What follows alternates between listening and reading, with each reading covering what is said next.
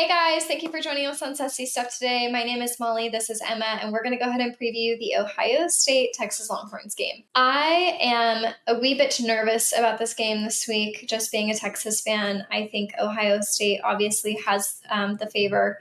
However, I am one on this show previously to always root for the underdog, so I am going to be rooting for Texas.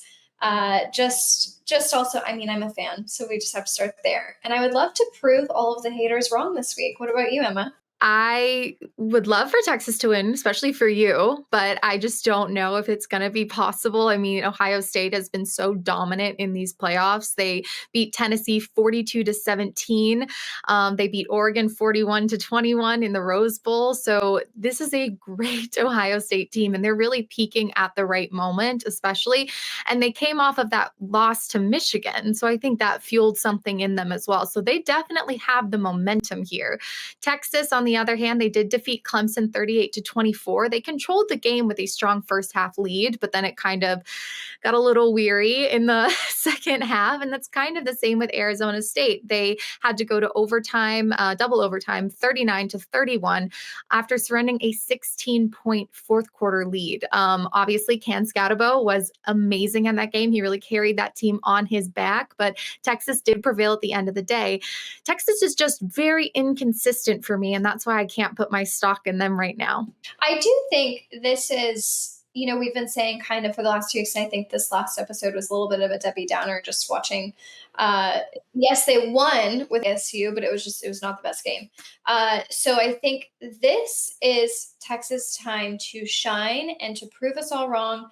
I think it is their time to prove what we've been saying of, I don't think they're necessarily a championship winning team. They could show up this game and play all four quarters. I mean, they normally play an amazing first half, a very aggressive first half.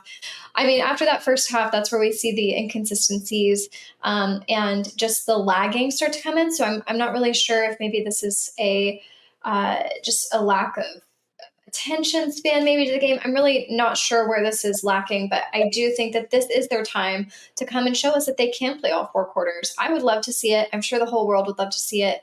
I think this is going to be probably one of the best games of the year. I'm excited for this game. I'm excited to see what Will Howard and Quinn Ewers can do with the opposing defense.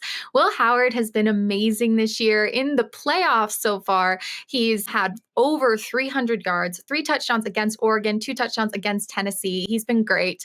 He's also only been sacked 10 times this season, 0 in the last 3 games he's played, whereas Quinn Ewers has been sacked 27 times this year. So that O-line is really going to have to protect him so he can get stuff done. For Ohio State, you, of course, have Jeremiah Smith, who's the freshman. He has had 70 receptions this year, over 1,000 yards, 14 touchdowns. He's been sensational in these playoffs, 2 touchdowns against Oregon and 2 touchdowns against Tennessee. And then, of course, with Quinn Ewers, we have the running back Weissner, who's been great for Texas.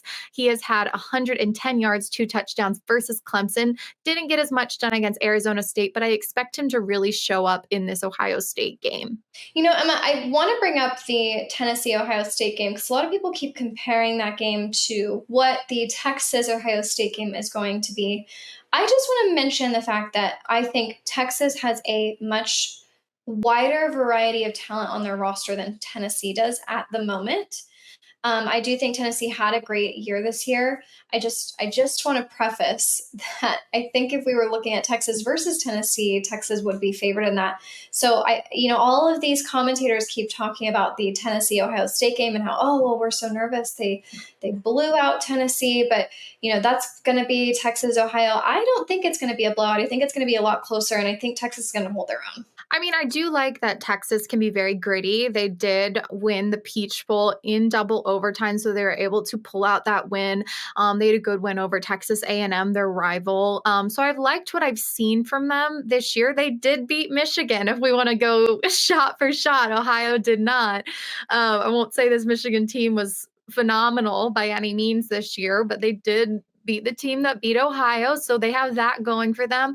But I just think Ohio State they, especially on their defense, they make great adjustments to whatever the Mhm. offense is providing under their defensive coordinator, Jim Knowles. They have star playmakers like Henderson and Buka, Judkins, which complement this high powered offense. So when looking at Texas's offense as well, when you have a Golden, a Bond, a Wisner, of course, Ewers, if you want to throw Manning in there sometimes too, they're kind of similar talent wise. I do think Texas has a little bit more depth, but overall this year, I don't think they've lived up to what they should be doing ever. So that's kind of where I'm like, if you live up to your talent level, if you live up to what you're supposed to be able to do in these games, your abilities, then I think this could be a very close matchup and a very good game. But if you kind of get shaky midway through, as we've seen in the playoffs throughout this season, in both losses to Georgia as well, then I just don't think this is going to be a win for Texas here. Yeah, and you said it, last week and I think the week before in the Texas episodes. Texas is a great team on paper, and I think if they show up this week and they're able to prove that they're a good team on paper and in person, I think that would be fantastic. I'm not worried at all about Texas defense. I think they have carried the season on their back easily. Each one of them deserves an award, honestly. Like you said, I'm a little worried about our offensive line. They need to protect Quinn Ewers, and I think Quinn Ewers is a fantastic quarterback when he's not nervous or when he's not rocked a little bit. The issue that we have with Quinn Ewers, and I think a lot of this goes back to the O line, is when things do get a little unsteady and unstable in a game, he does start to panic. And those are the moments where the O line, I think, also panics and they're not protecting their quarterback. So there's so much room for injury with Quinn Ewers when things are shaky. So my hope and my prayer this week is that it is a good game. The O line is going to protect our guy. I'm hoping that Archie gets a little bit of playing time this week because I'd love to see him in these big moments. I was listening the other day to a podcast and they were saying that Manning isn't ready to take the field on these big moments, but I don't think we know that. We haven't seen enough of Manning this year, I think, to say, oh, well, he's not ready. I don't think that's a fair assumption. He is a freshman, a redshirt freshman, if we're being honest. So he's had a couple years practicing with these guys. I would love to give him a run for our money. Let's see. I just want to see him in a couple plays. I want to see him throw the ball. I don't want to see him run another route. So I'm looking forward. I hope we give him a chance. I hope our O line can protect Hewers. We'll just have to see. We will. And I think this is definitely going to be the hardest defense that Texas has seen so far. And that's my worry for Ewers as he does get frazzled. And once he gets frazzled on one play, I feel like it's hard for him to recover for the next, which is not great.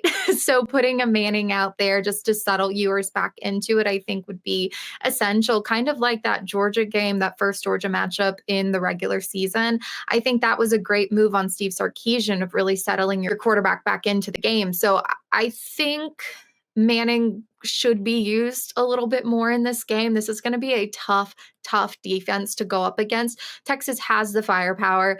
They have the abilities to get the job done, but I just haven't seen it this year from them. So that is why I will be picking Ohio State. I'm sorry, Molly, to win this game. This is going to be a battle for them, but I'm excited to see if they can live up to it.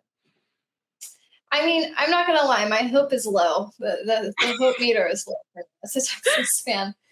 I'm always rooting for an underdog on this show. It doesn't matter if it's my underdog or somebody else's. I love to see an Love an underdog come underdog. around. Yeah, exactly. So well, I'm not, Texas isn't normally the underdog. So I'm excited to see them as an underdog be able to come out on top. I've been watching a lot of, motivational compilation videos today for Texas, and I'm hyped. So I hope they're also watching them because I hope they're as hyped as I am. But, I go through ebbs and flows with this Texas team. One day I feel great about them. The next day I'm like, oh man, we're going to get slaughtered. I don't know. We'll just have to see. I think it's going to be a really, really intense game. I think it's going to be heavy on the defensive side. And, I'm just hoping that everybody is safe and healthy, but it's going to be a good little one. I will say, I think what might be in Texas's favor is Bert Auburn missing both of those field goals to secure a victory against Arizona State. The fact that he missed them in that game, I feel like he is going to be solid throughout this Ohio State matchup. I think he'll make every single field goal. And if he does that and they need that to clinch the win, then I think he's got it. But Nick Saban said something great about it. And he was like, I never treat any field goal like it's more than just a regular one that they're doing in the first quarter, because then you put the pressure on it. So he didn't like that Sark went out and had this like one-on-one with him. It seemed like it was like a Matthew McConaughey moment. All right, let's settle it down in here. But I think if he just settles, I think he will be good in this game. So if they need a field goal to win, I feel confident in Auburn to get the job done. I'm still picking I'm still picking Ohio State to win this game. But who are you guys picking? Make sure to like, comment, and subscribe. Let us know who you think will win this game, and we will see you next time.